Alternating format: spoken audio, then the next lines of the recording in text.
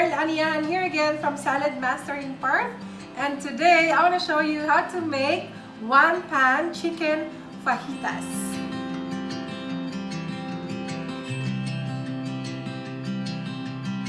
Using our limited edition 3-quart Gourmet Wok with draining rack. Limited edition until March 31 only with the gold inlays. I have a very special guest, one of our very good hosts and Saladmaster owner since 1979. Tita Telma Creda!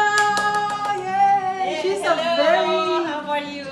She's a very good cook, so she will help me tonight. Okay, Tita, what are the ingredients in that bowl? The ingredients are chili powder, garlic salt, ground pepper, smoked paprika, garlic powder, and cumin.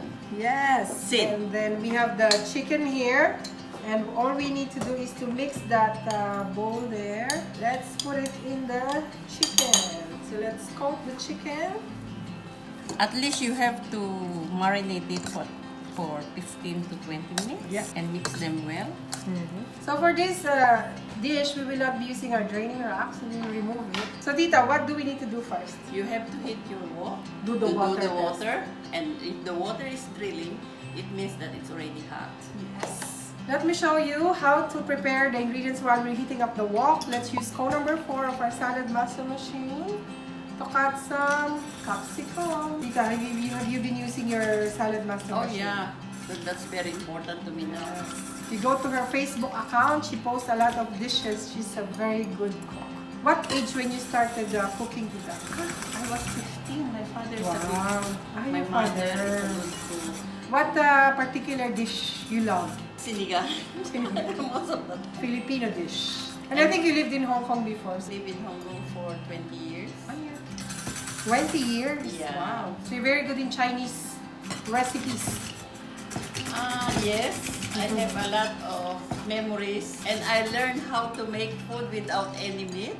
Oh, vegetarian. Cooking just like that. So we're doing the water test.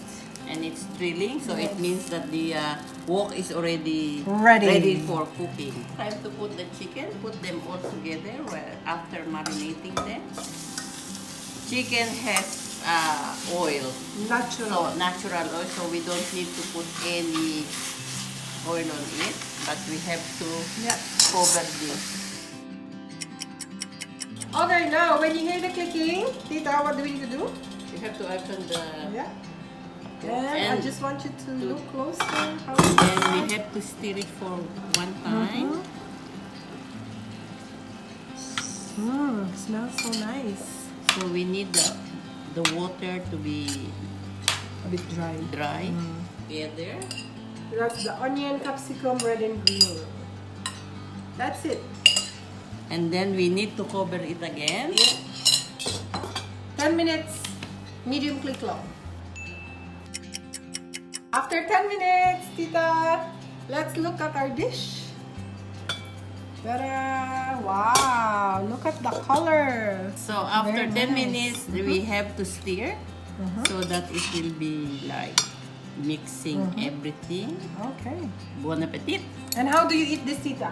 You can eat it with rice, or you can wrap it with Lettuce, no? lettuce, and then you can also do the wrap one for The wrap. Yeah. and then put cheese at the bottom. Yeah, shredded cheese. And then you roll and Yummy! yummy.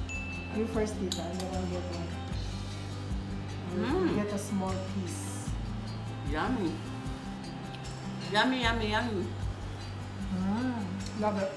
Okay, thank you so much, Tita, for joining me today. You're welcome. And if you like this video, don't forget to hit like and subscribe. See you again next time. Bye.